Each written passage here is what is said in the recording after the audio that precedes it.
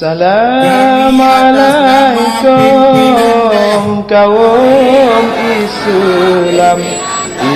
Pimpin atas nama pimpinan daya.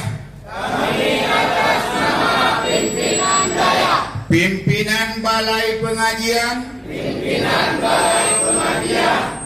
Pimpinan Ormas. Pimpinan Ormas. Serta tokoh masyarakat. Serta tokoh masyarakat. Se-Kabupaten Aceh Utara dan Kota Luk Semai. Se-Kabupaten Aceh Utara dan Kota Luk Semai. Serta perwakilan kabupaten kota lainnya di seluruh Nusantara khususnya Aceh. Serta perwakilan lainnya di seluruh Nusantara khususnya Aceh. Dari Kabupaten Aceh Tamiang.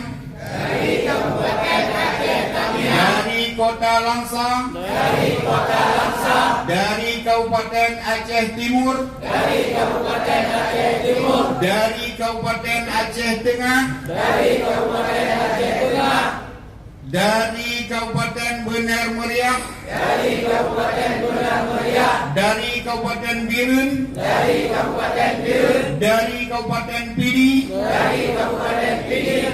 Dari Kabupaten Pidi Jaya. Dari Kabupaten Pidi Jaya. Serta masyarakat, tokoh agama, tokoh adat lainnya.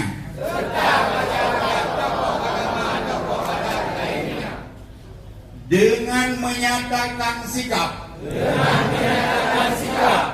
Menolak dengan tegas. Pengajian yang menyimpang dengan akidah.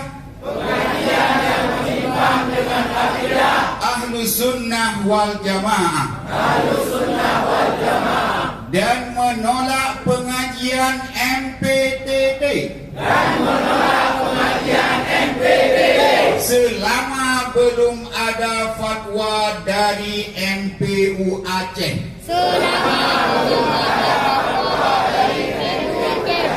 Allahu Akbar. Allahu Akbar. Allahu Akbar. Sekian dari kami selaku anak-anak Aceh dan anak-anak generasi akidah Islamiyah Ahlus Sunnah wal Jamaah. Billahi taufiq wal hidayah. Wassalamualaikum warahmatullahi wabarakatuh. Dengan berakhirnya